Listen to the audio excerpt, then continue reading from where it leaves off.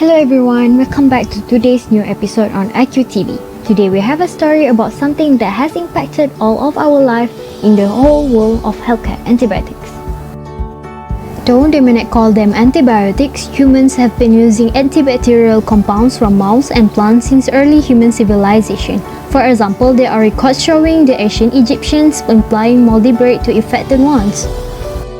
However, humans did not know the cause of these infections until recent human history. Now we know the cause: bacteria.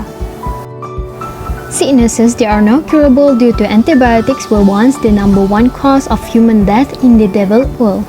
Do you know that one of the most widely used antibiotics today, penicillin, was discovered by accident? Penicillin was discovered by Alexander Fleming in 1928 after returning from a holiday. He had accidentally left a plate of Staphylococcus bacteria uncovered, and a fungus, Penicillium notatum, had contaminated the plate of bacteria. He noticed that in the contaminated plate of bacteria were zones with no bacteria because of the fungus. Fleming then isolated and cultivated Penicillium notatum, the fungus growing in the bacteria plate. It was a success! The fungus was effective at killing Staphylococcus bacteria even at low concentrations and was much less toxic than disinfectants of the time. This bacteria is a common cause of skin and respiratory infections, as well as food poisoning. By the Second World War, penicillin was used to treat these illnesses and was hailed as the wonder drug. But penicillin has a different story today. Today, the bacteria Staphylococcus is resistant to the antibiotic penicillin, which means that the illnesses caused by the bacteria are unable to be treated effectively by penicillin anymore. The bacteria had developed resistance to penicillin by producing an enzyme called penicillinase, which renders the antibiotic ineffective. Other, stronger types of antibiotics had to be used, such as methicillin in 1959. The bacteria developed methicillin resistance only 2 years after, which meant even methicillin was unable to be used to be effectively get rid of the bacteria. Today, Staphylococcus bacteria is resistant to many commonly used antibiotics. Health professionals are very careful to treat illnesses caused by the bacteria now, knowing that throwing new antibiotics at it may cause the bacteria to mutate to become resistant to even more types of antibiotics. The question is, how did this happen? There is no doubt that antibiotics have had positive impacts on many lives, and it is no surprise that the demand for antibiotics continues to rise. Between 2000 and 2015, total global antibiotic consumption increased by 40%, while rising incomes are the major driver of increased antibiotic consumption in low and middle income countries. Antibiotics like doxycycline are common now and used to treat a wide range of bacterial infections such as skin, urinary tract infections, and eye infections. However, statistics show that consumption of antibiotics in animal husbandry is much higher than in human medicine. Globally, 2/3 of antibiotics produced are used on animals. The first global map of antibiotic consumption in livestock provided a gross estimation of the total antibiotic consumption in 2010, which is 63,151 tons, and projected that antibiotic consumption will rise by 67% by 2030. Before we started using antibiotics as medicines, antibiotic resistance in human and animal pathogens was not common. Today, multi-drug resistant bacteria are a major threat to our health. So then, from where do these resistant and multi-drug resistant bacteria emerge?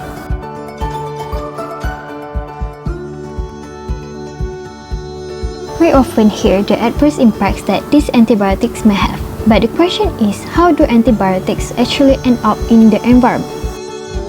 First, antibiotics can enter the environment through the excretion of unabsorbed antibiotics by humans and animals into water streams. Between 40% to 90% of the administered antibiotic dose is excreted in the feces and urine as an active compound. Second, antibiotic-containing waste from our pets end up in the landfill and in the neighborhood sewer runoff. Moreover, the unused antibiotics in the household that are thrown into the trash will end up in the landfills. Third, some industrial processes like internal production generate antibiotic-containing waste products that might contribute to environmental contamination. Concentrations of antibiotics in effluents from antibiotic manufacturing sites can reach extremely high levels. At one wastewater plant in India, which is receiving waste from approximately 90 drug manufacturers, 45 kg of ciprofloxacin were released into the nearby river each day. In contrast, the total daily consumption for the whole country of Sweden is 9 kg. Apart from the obvious risk of toxic effects on living organisms of such antibiotic concentrations, it was observed that resistant genes were enriched in river sediments. As antibiotics are transported with water and through the sediments and soil, gradients of different antibiotic concentration will form. Even very low antibiotic concentration may be enough to select for highly resistant bacteria. Lastly, some unused antibiotics from healthcare facilities, residentials are usually thrown to the sewage system or landfills to be eliminated. However, if the drugs are not eliminated or degraded, they will directly move to the surface water, groundwater, and drinking water. Antibiotics have been detected in the microgram per liter range in municipal sewage, in the effluent of sewage treatment plants (STPs), in surface water, and in groundwater. How do antibiotics end up in the drinking water? Antibiotics can appear in the aquatic environments due to inadequately treated wastewater, improper disposal of unused prescription, or agricultural runoff. How do antibiotics end up in the soils? First, if antibiotics are used in animal husbandry, they pass into the soil from manure. A study in Europe reported that tetracyclines have been detected in concentration of up to 0.2 microgram per kg in soil, whereas others have been found in the sediment under fish farms. The use of large amounts of antibiotics in animal farming causes agro-ecosystem contamination through the application of contaminated manure on the agricultural lands as fertilizer and irrigation of crops with wastewater. Second, antibiotics in manure and other waste-based fertilizers run off crop and grazing fields into waterways. Manure, which is coming from animal waste, is rich in nutrients and is often used as a fertilizer on crop fields, leading to direct contamination of the environment with both antibiotic residues and resistant bacteria.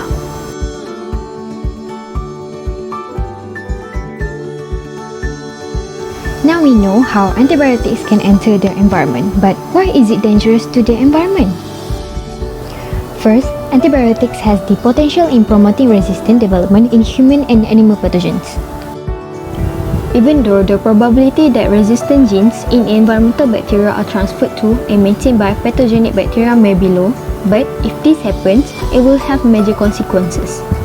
Humans may become directly sick or colonized by antibiotic-resistant bacteria when consuming contaminated food or water or through direct contact with animals.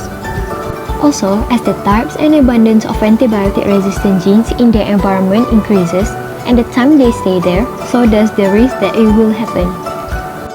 Wastewater treatment plants may contribute to this process, as it is a place where bacteria from the environment meet human pathogenic bacteria as well as bacteria that are part of our normal human flora without causing disease.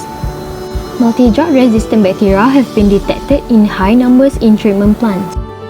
Second, bacteria in the presence of an antibiotic will try to change to survive in any setting, in bodies or natural. These changes can lead to antibiotic resistance, the ability of bacteria to withstand antibiotic effects. Third, bacteria can also pass on the ability to resist antibiotic effects by sharing the genetic instruction with other bacteria in water and soil. Fourth, potential effects of antibiotics on the ecosystem function and services. Once in the environment, antibiotic residues can have negative effects on biota at different trophic levels. Antibiotic residues can be absorbed by plants, interfering with physiological processes and causing potential ecotoxicological effects.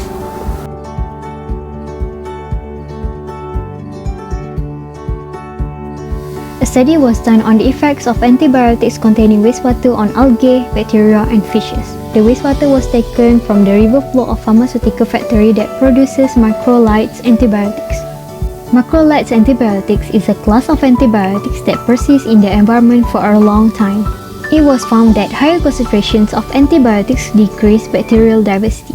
Fish embryos grown in this wastewater experience development issues. In the wastewater, fish embryos died within 34 hours of development. However, when the wastewater was diluted, the embryos survived longer. The antibiotic-laden water had an even stronger effect on algae. Higher levels of antibiotics stop all algae growth. Numerous chronic and acute toxicity tests reveal the impact of antibiotic on photosynthesis, mitochondria, probably explained by the bacterial origins of chloroplasts and mitochondria. The concentrations of antibiotics which are found in agricultural soils could delay germination or reduce biomass, and consequently may negatively affect yield in the farmland fertilized with contaminated manure. Antibiotic residues can alter the human microbiome and cause health disturbances such as allergic reactions, chronic toxic effects after prolonged exposure, and disruption of digestive system functions. In arid regions, wastewater containing resistant bacteria and antibiotics is used for irrigation, and sewage floods serve as a fertilizer. This allows resistant bacteria to enter the food chain directly. Now that we know just how dangerous antibiotics in our environment is, I'm sure all of us want to know how to solve this problem. There are several angles we can approach this issue from. Firstly, we can look to science and technology for the answer.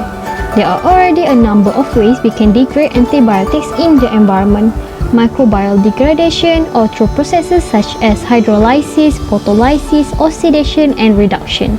All of these methods depend on physicochemical properties of the antibiotics, as well as the environmental condition. While these emerging technologies are promising, the fact of the matter remains that antibiotics are released into the environment through many different avenues. However, one place where we can commonly find antibiotics is in our wastewater. At the moment, most wastewater treatment plants are not equipped to remove antibiotic contaminants from wastewater. However, technologies to rid our wastewater of antibiotics exist. The presence of antibiotics in our wastewater must be considered when upgrading wastewater treatment plants.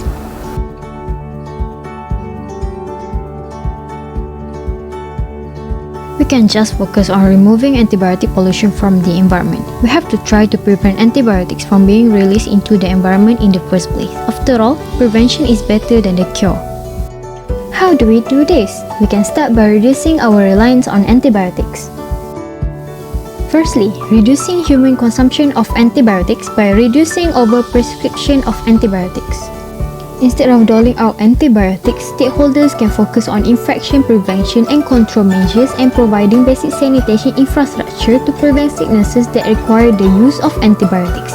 Healthcare providers can also look into providing alternative medicines. According to the Centers of Disease Control and Prevention, up to 1/3 to 1/2 of antibiotic use in humans is unnecessary or inappropriate. This can be avoided by properly educating and training the public, health professionals, manufacturers, and policymakers on antibiotics from its production to its prescription and use. Manufacturers and governments can also initiate take-back programs involving the return of unused or excess drugs to be disposed of properly. Secondly, reducing antibiotic consumption in the agriculture industry. Much like in humans, we can prevent diseases in livestock by developing and providing vaccines. We can also limit the use of antibiotics to just fighting disease rather than to encourage growth. We can also make it harder for antibiotics to be bought and used by requiring a prescription from a veterinarian. Preventing disease needs to start with providing animals a clean environment. One of the ways to do this is to reduce the number of animals we farm in one place, resulting in less physical contact and crowding, preventing the spread of disease and injury. We can also work to prevent antibiotic-contaminated waste from reaching the common waste streams. For example, waste that contain animal waste to prevent spills, waste runoff, sediment erosion, and transport from other farms. After that, focus on protecting wastewater from antibiotic manufacturing industry, and incinerate excess antibiotics from hospitals and clinics to prevent them from reaching landfills. Control and prevention measures are not enough when it comes to combating antibiotic contamination in the environment. We must undertake proper monitoring of antibiotic levels in the environment. When we routinely measure environmental antibiotic concentrations, we are able to initiate effective intervention strategies. However, these intervention strategies will fall flat if stakeholders don't take them seriously. We should not only look to science and technology to solve this issue, but also policy and regulation. First, a strong regulatory framework is needed, especially when it comes to access to antibiotics. When we regulate access to antibiotics, we can ensure that unnecessary use is cut down. Policies that help to prevent the environmental release of antibiotics by drug manufacturing facilities are also severely lacking. The industry should play a part in developing standards for waste as a result of antibiotic manufacturing. The industry should also take into account under environmental consideration instead of just cost and profit in their manufacturing practices. Governments can also play a part in ensuring good manufacturing practices. Monitoring programs can be set up so that manufacturers remain compliant to the standards that have been set. Governments are also offer national purchases of antibiotics. They can create a market in which antibiotic manufacturers not only compete on price but also on their level of pollution control. Greater transparency on where antibiotics are sourced can also help to pinpoint potential sources of environmental antibiotic contamination, and with strict monitoring, prevent release of antibiotic compounds into the environment. Governments can also encourage eco-pharmacovigilance, which basically means tracking the environmental risk of drugs with detection, assessment, and finally prevention of adverse effects to human and the environment. Governments not only should work with the industry but also with the general public. Campaigns that help to educate the public on the proper use and disposal of antibiotics play an important role in abating the issue. Vaccination programs or campaigns promoting general health and hygiene are also crucial in reducing our reliance on antibiotics. You might think, wow, this issue seems really big, I will let the authorities handle it. Well, you and I play a part in reducing antibiotics contamination in the environment too. How? We begin by taking care of our own health and hygiene. We need to wash our hands regularly to keep away from bacteria. Make sure that you are up to date on all your immunization. If offered a vaccine, take it to prevent disease. We also need to make sure that we prepare food safely to prevent foodborne bacterial ingestion. Take the advice of your doctor, don't pressure them to give you antibiotics. We all want a quick fix, but there is a serious and long-term consequence if we simply use antibiotics. When we do need to use antibiotics, remember to finish the full course of antibiotic treatment. Don't simply throw away your leftover antibiotics in the trash or down the toilet. Ask your doctor if the clinic runs a take-back program that can help you safely dispose of your medicines. In Malaysia, excess medicines can be returned to the pharmacy counter in any pharmacy facility in public hospitals and clinics under the Ministry of Health's Return Your Medicines program. First of all, we must recognize the great achievements and positive significance of antibiotics.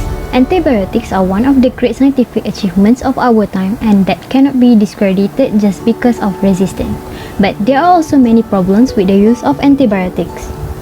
People or animals often cannot fully absorb the antibiotics they take, resulting in a large number of antibiotics in metabolites or even the original state discharged into the environment, resulting in pollution, leading to antibiotic pollution. The use of antibiotics will lead to the development of drug resistance of pathogenic microorganisms, making the effective dose of antibiotics to kill bacteria constantly increase. Long-term release of low doses of antibiotics into the environment can lead to increased resistance of sensitive bacteria. Moreover, drug-resistant genes can expand and evolve in the environment, posing potential threats to the ecological environment and human health. To really solve and correct the current situation of the abuse of antibiotics is a long process. It is a long way to go and it needs the joint efforts, coordination and cooperation of all aspects. We don't want to scare you, but a world in which bacteria that are super resistant to antibiotics is very possible if we are not careful in how we use antibiotics. When antibiotic medicines no longer work, illnesses that are caused by bacteria will be difficult to treat and easier to spread, causing severe illness and death. Hence, it is important that we manage the use of antibiotics properly. Though there are many levels to antibiotic use management, all the way from the international level to the local government, it actually begins with us, the individual. We need to stay healthy by keeping clean, practicing proper hygiene like washing your hands regularly. That's all from us. Thank you for listening. We hope that our video has been helpful for you and see you next time on IQTV.